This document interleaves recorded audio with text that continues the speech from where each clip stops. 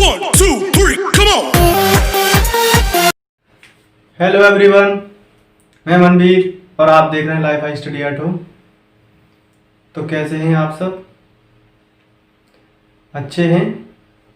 तो जैसा कि डेली मैं लेके आता हूँ आपके लिए 10 क्वेश्चन, टॉप मोस्ट 10 क्वेश्चन लेके आता हूँ जो प्रीवियस ईयर के एग्जाम में आए हुए होते हैं। तो देखते हैं एक एक करके 10 क्वेश्चन को। जो क्वेश्चन आपको सबसे प्यारा लगे, सबसे अच्छा लगे, कमेंट बॉक्स में अपनी राय जरूर देना। देखते हैं एक एक करके 10 क्वेश्चन को।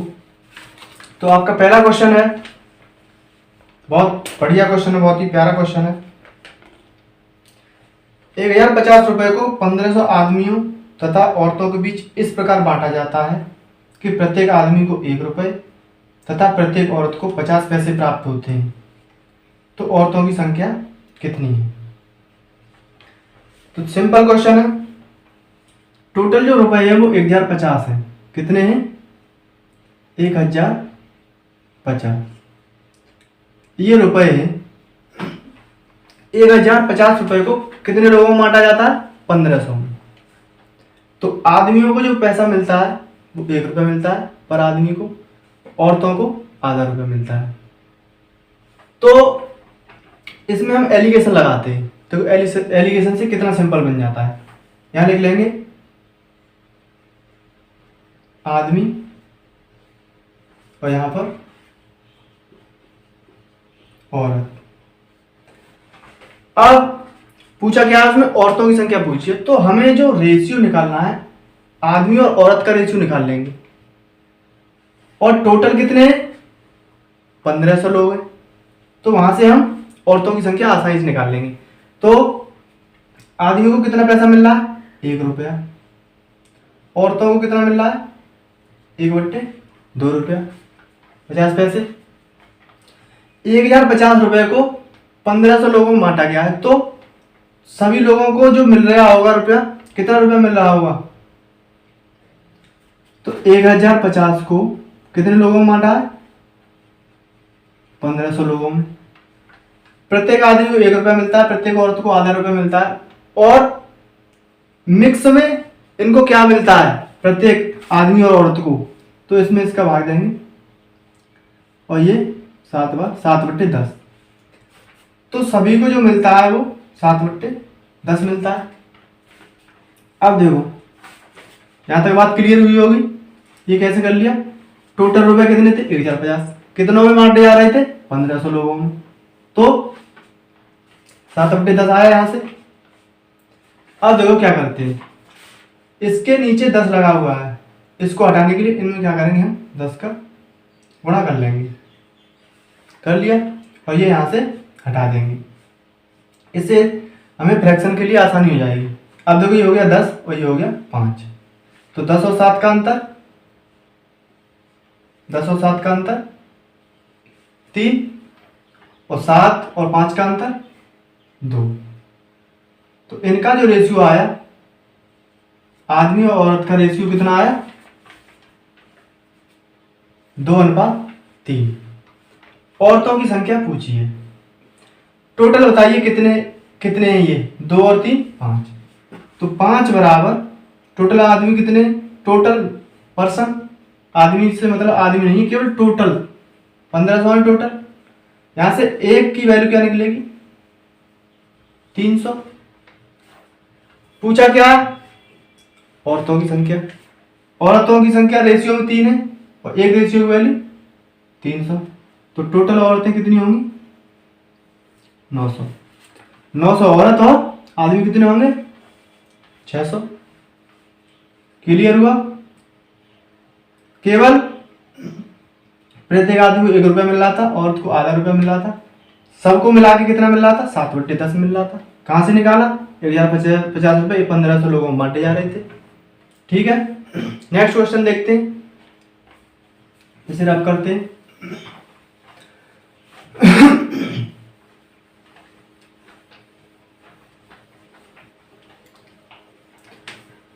देखिए नेक्स्ट क्वेश्चन, ये भी काफी अच्छा क्वेश्चन है। 1739 में से कम क्या जोड़ा जाए?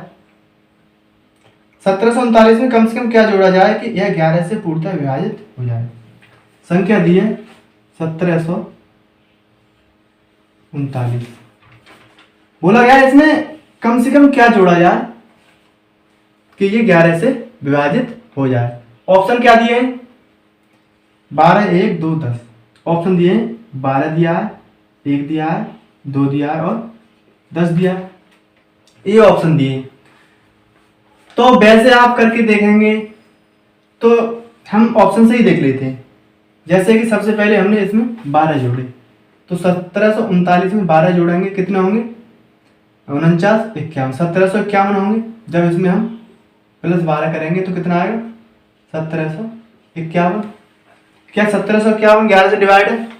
तो क्या करते हैं, विषम स्थानों का योग कितना होगा? 6 और 7 और 1 8।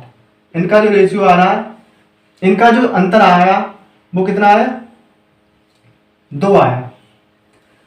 लेकिन 11 से विभाज्यता का जो नियम होता है उसके ऊपर मैंने वीडियो बनाई हुई है, अगर आपने नहीं देखी तो देख लें, प्लेलिस्ट में मिल जाएगी। तो 11 की विभाज्यता का जो रूल होता है वो क्या होता है? विषम स्थानों पे जो अंक आए उनका योग और सम स्थानों पे जो अंक आए उनका योग करके दोनों का डिफरेंस निकालते हैं। अगर डिफरेंस या तो 11 आ जाए या 0 आ जाए, डिफरेंस या तो 11 आ जाए या 0 आ जाए, लेकिन यहाँ पर क्या आ रहा है? 2।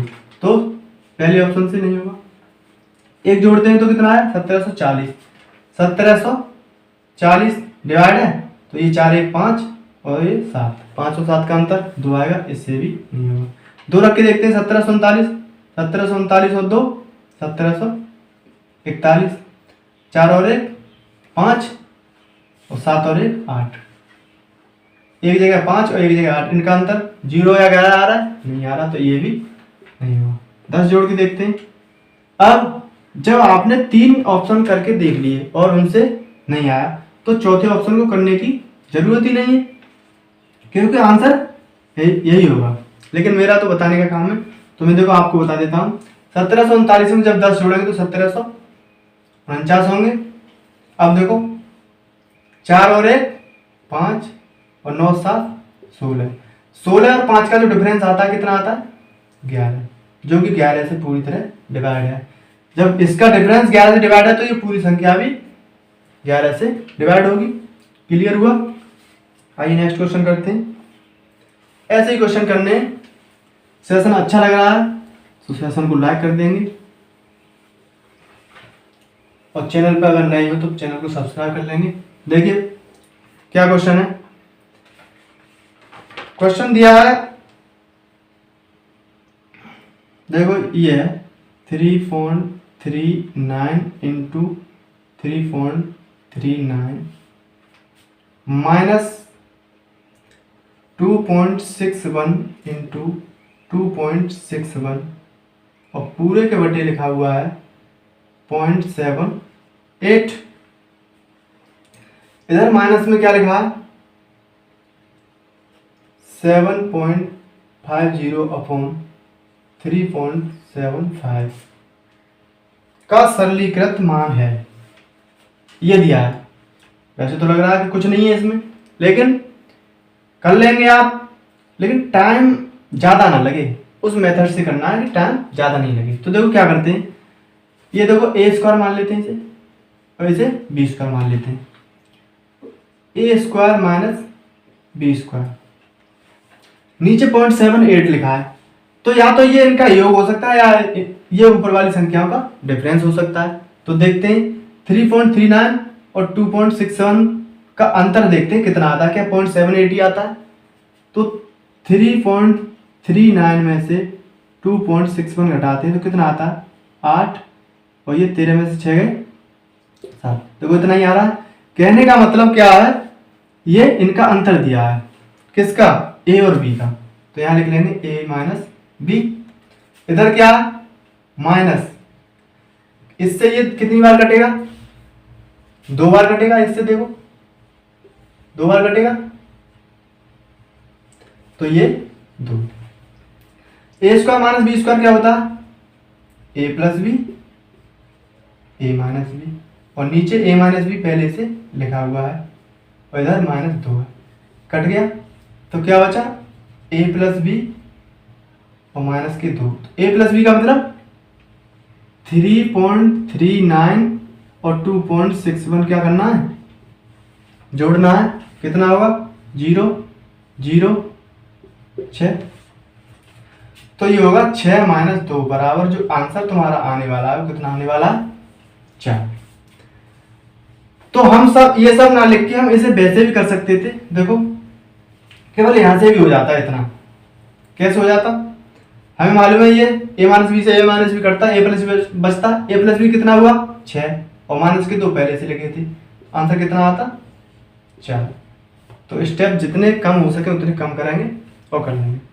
समझ में आया। नेक्स्ट क्वेश्चन करते हैं।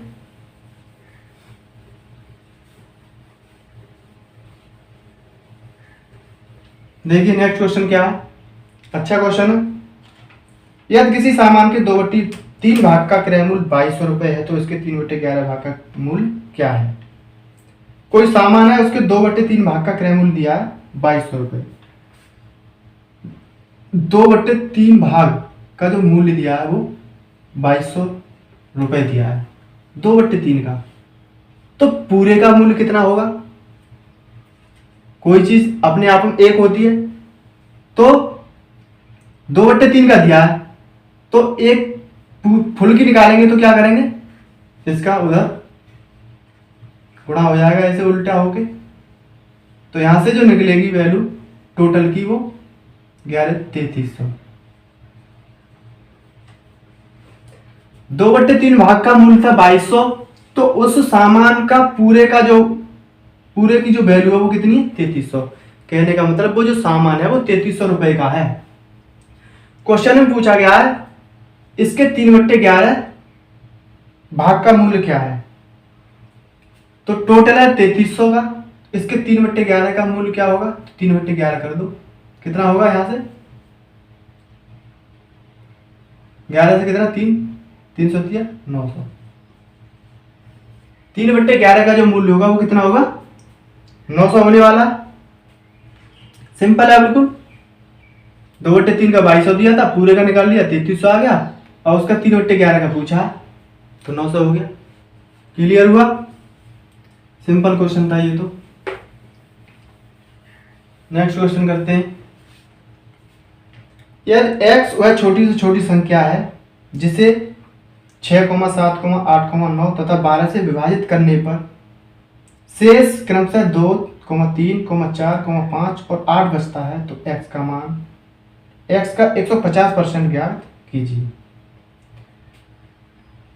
x का 150% ज्ञात करना है। x कोई छोटी से छोटी संख्या है जो 6, 7, 8, 9 और 12 से विभाजित होती है।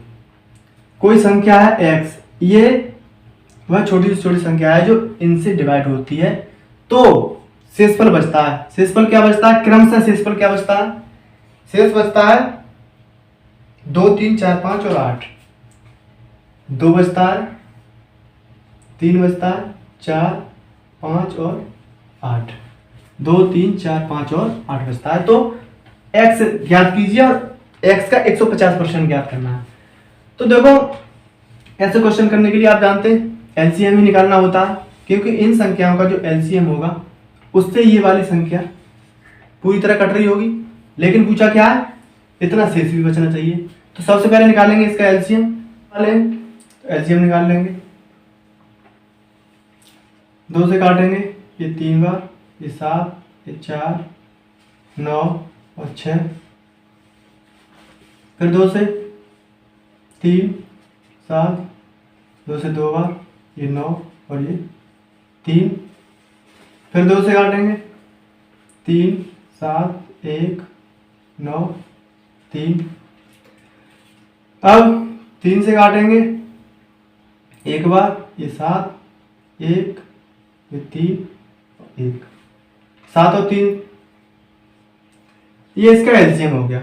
गुणा कर लेते हैं, 2 दूनी 4, 4 दूनी 8, 8 थी 24, 24 दिया 72, 72 सत्ते 7 दूनी 14 की 4, 7 7 49 और 1 50। एलसीएम कितना आया 504। तो क्या हो रहा है, जो संख्या है वो 504 है? नहीं है। क्यों नहीं है? 504 तो वो संख्या हो गई जो 6 7 8 9 और 12 से पूरी तरह डिवाइड है। लेकिन पूछा क्या है, 2 3 4 और 5 और 8 शेषफल ही बचना चाहिए। तो देखो इनमें जो डिफरेंस है कितने का है, 4 का। ऐसे ही इसमें 4 का, ऐसे ही देखो इसमें भी कितने का है, 4 का। सब में 4 का डिफरेंस है। तो उस डिफरेंस को हम 504 में से क्या कर देंगे, घटा देंगे और निकल के आएगी संख्या 500। तो वह छोटी से छोटी संख्या वो क्या है, 500 है, जिसको इनसे डिवाइड करोगे तो 2 3 4 5 और 8 शेषफल बचेंगे। क्लियर हुआ? ऐसे क्वेश्चनों को ऐसे ही करते हैं। ऐसे क्वेश्चन करने के लिए आप ज़्यादा से ज़्यादा प्रैक्टिस करें, तब आपको ये मालूम पड़ेगा कि कब घटाना है यहाँ पे और कब जोड़ना होता है। ठीक है, अब आगे देखते हैं।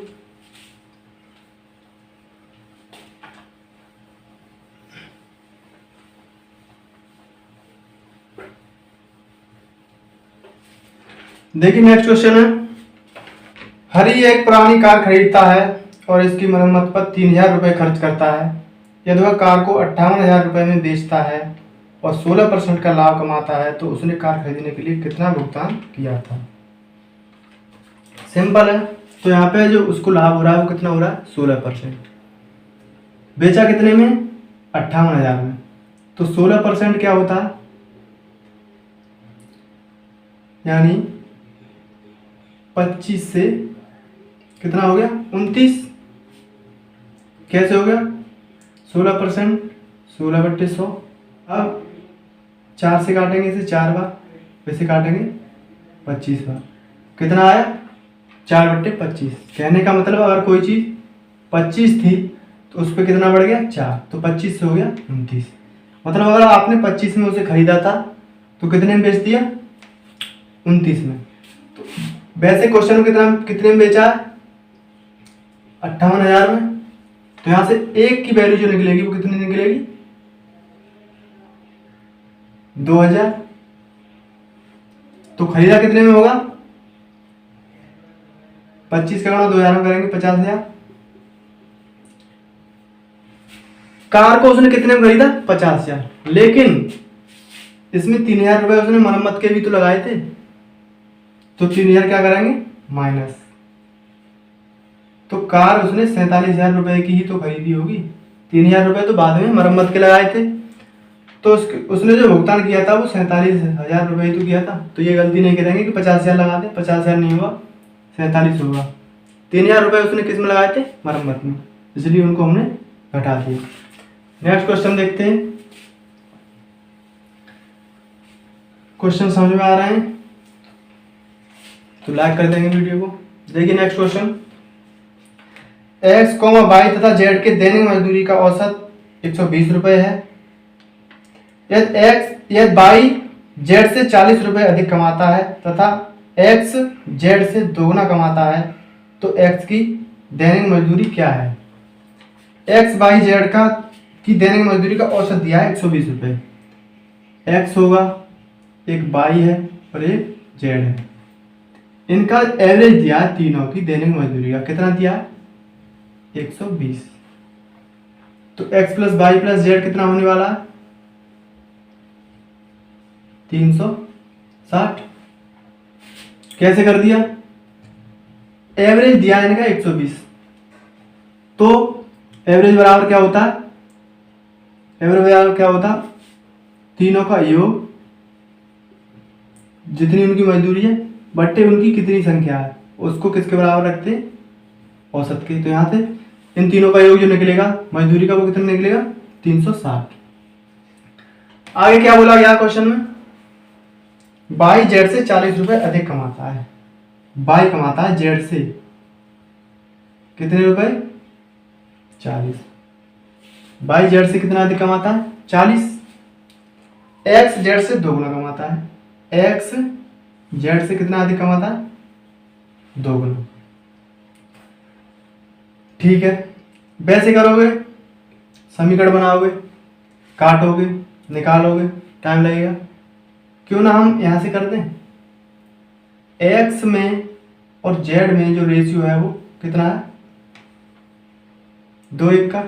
एक्स जेड से 2 गुना कमाता है, ये 2 है तो ये 1 है। किसी की एक्चुअल वैल्यू मानने के लिए उसमें कुछ लगाते हैं, मान लो इसमें ए लगा दिया तो ये 2a और ये a हो गया। x 2a है और z a है। यहाँ तक बात क्लियर हुई? ठीक है, x का भी मालूम पड़ गया हमें, z की भी मालूम पड़ गया कितना मान है। क्या हम y का निकाल सकते हैं? y का कितना आएगा देखो, अगर z की जगह a रख दें तो कितना निकलेगा y बराबर, यहाँ से y बराबर निकलेगा 40 प्लस a। तीनों का योग कितना दिया, 360, तो रख दो यहाँ पे। देखो x का मान कितना है 2a, y का मान कितना है 40 प्लस a, z का मान कितना है a बराबर 360। 2a और 2a 4a, 2a और 2a 4a बराबर 40 उधर जाएंगे, घट जाएंगे, कितने बचेंगे 320। a बराबर कितना आ गया यहाँ से 80, a की वैल्यू आ गई 80।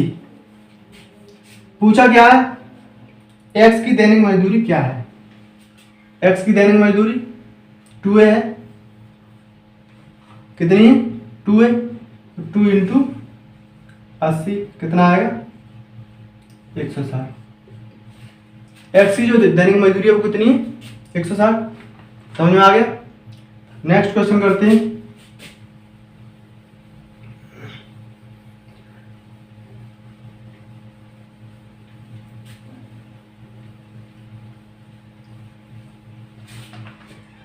देखिए क्वेश्चन, यदि एक आदमी अपने कर्जे का 3/20 भाग हर महीने चुकाता है, 6 महीने के अंत में 290 रुपये कर्ज शेष रह जाता है, ज्ञात कीजिए कि हर महीने उसने कर्ज का कितना भाग भुगतान किया।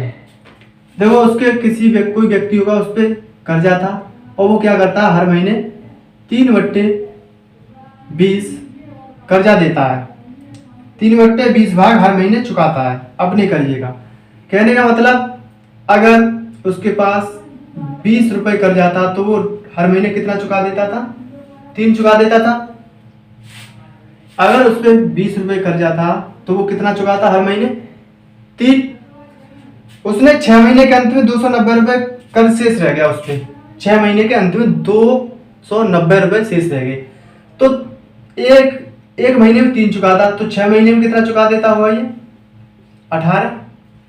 टोटल कर्ज कितना था 20, एक महीने में 3 चुकाता है तो 6 महीने में कितना चुका देगा 18, टोटल है कितना 20, तो 18 चुका दिया, रह कितना गया 2, और वैसे कितना रह गया वहां शेष 290। यहाँ कर्जा रह गया 2 और रुपयों में कर्जा कितना रह गया, क्वेश्चन में कितना बताया 290। तो यहाँ से एक की वैल्यू कितनी निकलेगी 145। पूछा क्या है क्वेश्चन में, ज्ञात कीजिए कि हर महीने उसने कर्ज का कितना भाग भुगतान किया। तो हर महीने उसने कितना किया 3, तो 145 में 3 का गुणा करेंगे कितना आएगा 435। तो हर महीने उसने रुपयों में जो कर्जा दिया वो कितना दिया 435 रुपए। समझ में आया? नेक्स्ट क्वेश्चन करते हैं।